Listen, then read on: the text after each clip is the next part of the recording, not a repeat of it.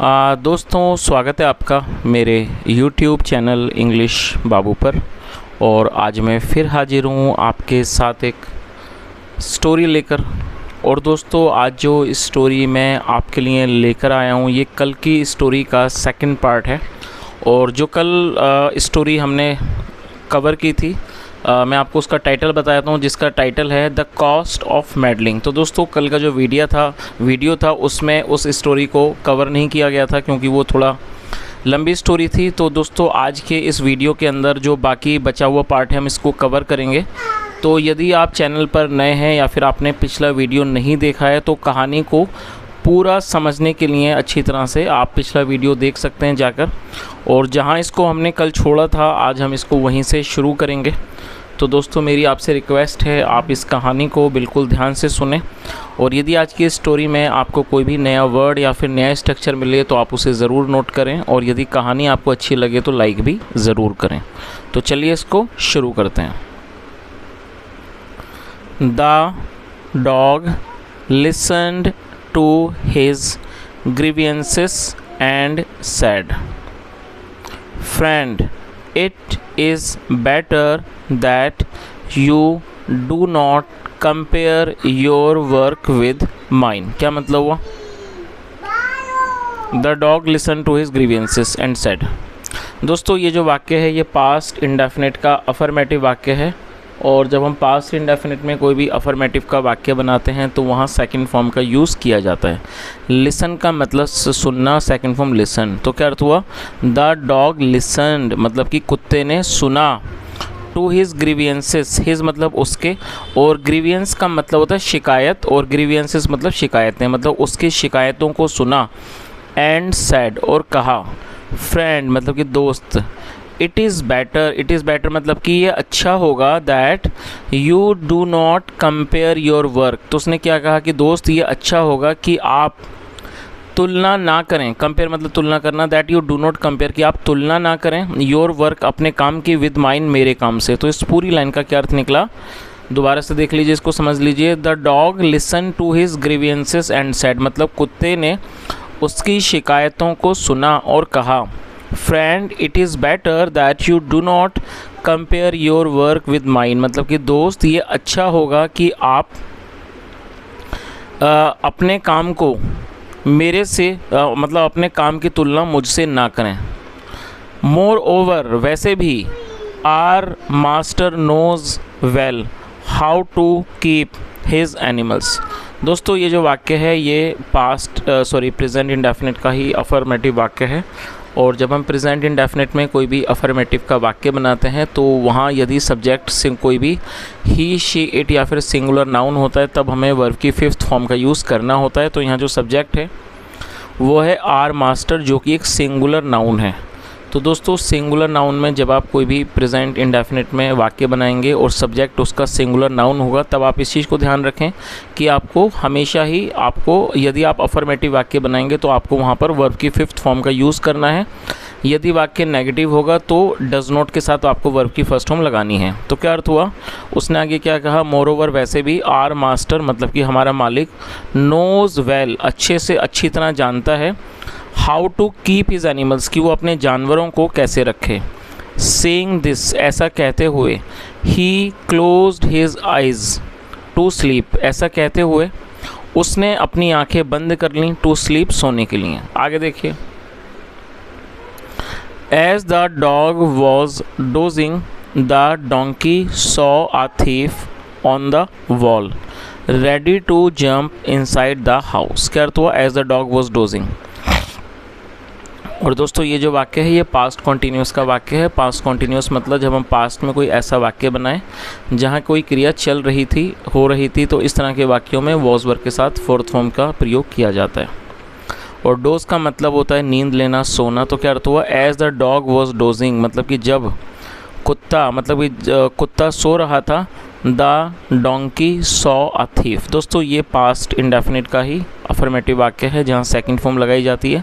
सी मतलब देखना, second form saw. The donkey saw a thief मतलब कि गधे ने एक चोर को देखा ऑन द वॉल, दीवार पर, रेडी टू जंप, जो कि तैयार था जंप करने के लिए, कूदने के लिए, इनसाइड द हाउस, घर के अंदर। तो इस पूरी लाइन का क्या अर्थ हुआ कि as the dog was dozing, मतलब कि जब कुत्ता सो रहा था, the donkey saw a thief on the wall, मतलब कि गधे ने एक चोर को दीवार पर देखा, ready to jump inside the house, जो कि घर में कूदने के लिए तैयार था। आगे देखिए, He woke up the dog and told him about the thief। दोस्तों ये भी पास्ट इंडेफिनिट का ही अफर्मेटिव वाक्य है और आप इस वर्ब की मीनिंग को नोट कर लीजिए। WAKE, वेक अप का मतलब होता है जागना या फिर जगाना।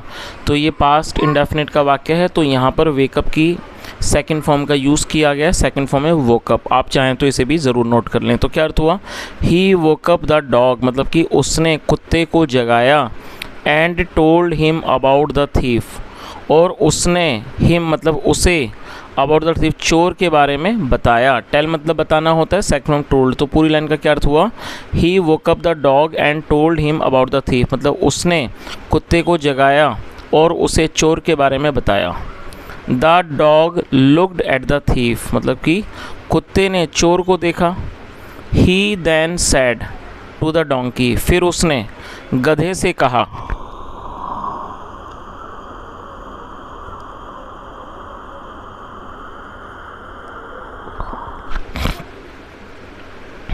Do your work and let me do my job. दोस्तों ये जो वाक्य है ये देखिए एक इम्पेरेटिव वाक्य है।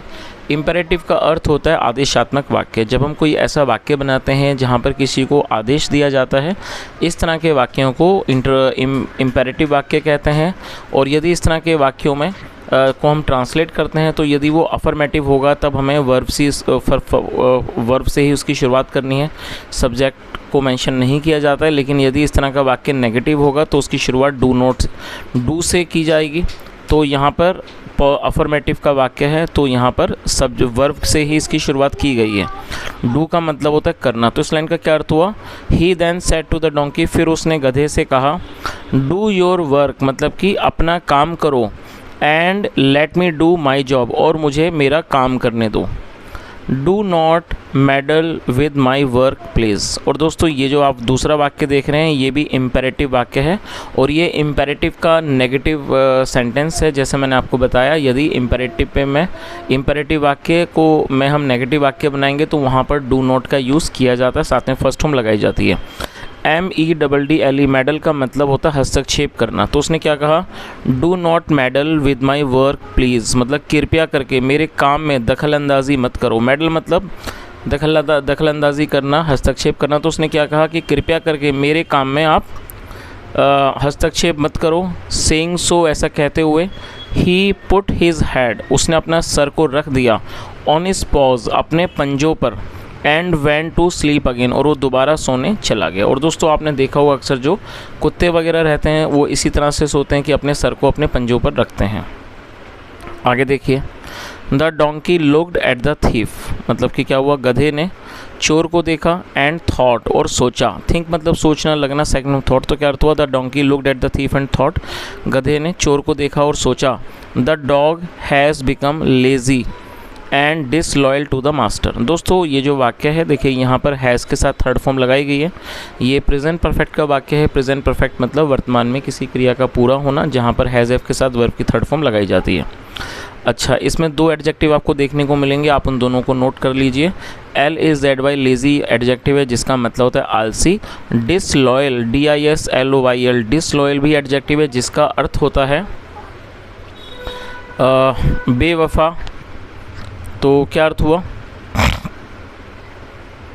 मतलब ये देखिए LOYL लॉयल तो होता है एडजेक्टिव, और लॉयल का मतलब होता है वफ़ादार। तो इसका जो विपरीत शब्द है, मतलब जो इसका एंटोनिम है या हम कहते हैं विलोम है, वो क्या है, डिसलॉयल, मतलब क्या हो गया, बेवफा। तो क्या इस लाइन का अर्थ हुआ, उसने क्या सोचा, the dog has become lazy and disloyal to the master, मतलब कि कुत्ता मालिक के प्रति आलसी और बेवफा हो गया है।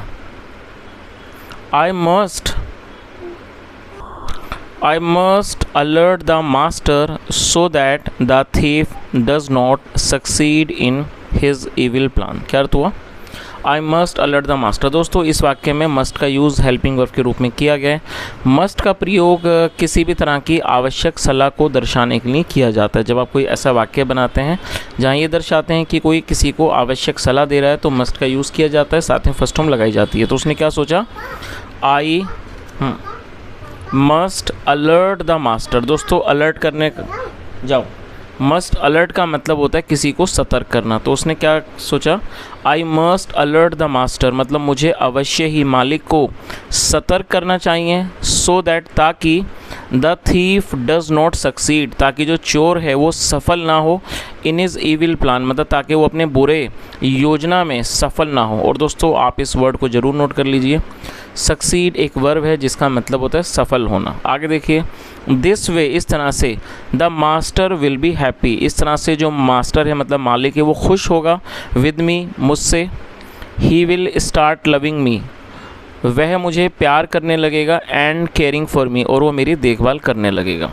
आगे देखिए, थिंकिंग सो, ऐसा सोचते हुए, ही बिगेन टू ब्रे लाउडली। दोस्तों बिगिन मतलब शुरू करना, सेकंड फॉर्म बिगेन, और BRAY को, ब्रे को आप नोट कर लीजिए। दोस्तों ब्रे का अर्थ होता है रैंकना, जो गधे स्वर मतलब कि जिस तरह का जो गधों का स्वर होता है उसको ब्रे कहा जाता है, जिसकी हिंदी होती है रैंकना। तो क्या अर्थ हुआ, थिंकिंग सो, ऐसा सोचते हुए, ही बिगेन टू ब्रे लाउडली, मतलब वह ज़ोर ज़ोर से रैंकने लगा, हियरिंग हिम ब्रेइंग, उसको रेंकता हुआ सुनकर, the thief rain away quickly, जो चोर था रैन अवे क्विकली, वो जल्दी से भाग गया। रन मतलब भागना, second form ran away quickly, चोर जल्दी से भाग गया। The master who got disturbed from his sleep by the loud noise of braying came out rubbing his eyes. दोस्तों लंबा सेंटेंस को थोड़ा थोड़ा करके ट्रांसलेट करते हैं। सबसे पहले आप ये देखिए, यहाँ पर हु का यूज़ किया गया। दोस्तों हु एक रिलेटिव प्रोनाउन है, जब हम किसी का रेफरेंस देते हैं तो हु का यूज़ किया जाता है। तो क्या अर्थ हुआ, the master who got disturbed from his sleep. दोस्तों डिस्टर्ब का मतलब होता है परेशान हो जाना, मतलब जो मालिक था जो परेशान हो गया था, डिस्टर्ब हो गया था, फ्रॉम हिज स्लीप, अपनी नींद से, बाय द लाउड नॉइज़ मतलब कि भारी आवाज़ से, ऑफ ब्रेइंग रेंकने की भारी आवाज़ से, जो मालिक डिस्टर्ब हो गया था अपनी नींद से, केम आउट वो बाहर आया, रबिंग हिज आइज़ अपनी आंखों को रगड़ता हुआ, रब होता है रगड़ना, अपनी आंखों को रगड़ता हुआ बाहर आया। फाइंडिंग द डोंकी ब्रेइंग लाउडली, क्या अर्थ हुआ, फाइंड मतलब पाना, गधे को ज़ोर ज़ोर से रेंकता हुआ देख पाकर, विदाउट एनी रीज़न मतलब बिना किसी कारण गधे को ज़ोर ज़ोर से रेंकता हुआ पाकर, he gave him a sound beating, उसने उसकी बहुत अच्छे से पिटाई की, विद अ वुडन स्टिक एक लाठी से, एक लकड़ी के डंडे से, and went off to sleep again, और वो दोबारा सोने चला गया।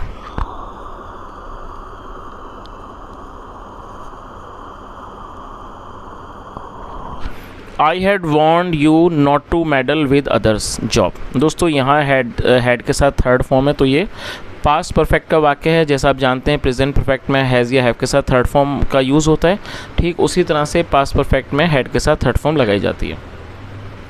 पास्ट परफेक्ट मतलब पास्ट में कोई क्रिया का पूरा होना, पाया जाना, आया था, गया था, लिया था, दिया था, इस तरह के वाक्य। तो और वॉर्न का मतलब चेतावनी देना। तो क्या अर्थ हुआ, I had warned you not to meddle with others job, मतलब क्या हुआ कि मैंने आपको चेतावनी दी थी कि दूसरों के का विद अदर मतलब दूसरों में, not to meddle with others मतलब दूसरों के साथ हस्तक्षेप ना करें, विद अदर्स जॉब मतलब दूसरों के काम में। तो उसने क्या कहा कि मैंने आपको चेतावनी दी थी कि दूसरे के कामों में हस्तक्षेप ना करें।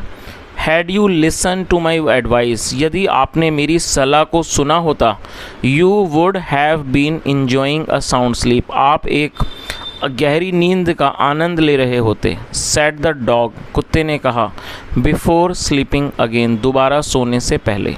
The donkey who was still groaning with pain had got a good lesson, और जो डोंकी था हु वॉज स्टिल ग्रोनिंग, दोस्तों ग्रोन का मतलब है कराहना, दर्द से कराने को ग्रोन कहा जाता है। मतलब जो गधा था हु वॉज स्टिल ग्रोनिंग, और स्टिल मतलब अभी भी, फिर भी, जो अभी भी करहा रहा था, विद पेन दर्द से करहा रहा था, had got a good lesson, उसे एक अच्छा सबक मिल चुका था। चलिए, तो दोस्तों ये आज की एक स्टोरी थी, क्योंकि कल की स्टोरी में हम इसको कवर नहीं कर पाए थे, तो आज इसको हमने पूरा कवर कर लिया है। और यदि कहानी के मॉरल के बारे में बात करी जाए तो दोस्तों मॉरल आपको समझ ही आ गया होगा कि हमें कभी भी दूसरे लोगों के कामों में हस्तक्षेप नहीं करना चाहिए। यही इस कहानी का सबक है। तो दोस्तों यदि आपको आज की कहानी अच्छी लगी हो, मेरा पढ़ाने का प्रयास भी अच्छा लगा हो, तो आपसे रिक्वेस्ट है आप इस वीडियो को ज़्यादा से ज़्यादा लाइक करें, शेयर करें अपने दोस्तों के साथ। और यदि आपने चैनल को अब तक सब्सक्राइब नहीं किया है तो कृपया करके आप इसको ज़रूर सब्सक्राइब करें दोस्तों, क्योंकि इस तरह के वीडियोस मैं आपके लिए लाता रहता हूं। और दोस्तों मैं काफ़ी मेहनत करके वीडियो को बनाता हूं, तो थोड़ा सा जब आप लोग सब्सक्राइब करते हैं, लाइक करते हैं, अच्छे कमेंट करते हैं, तो दोस्तों इस तरह से आप मेरा प्रोत्साहन बढ़ाते हैं, मुझे इनकरेज करते हैं। तो दोस्तों आप इस चैनल को ज़रूर सब्सक्राइब करें। सुनने के लिए thank you so much. Have a nice day and bye.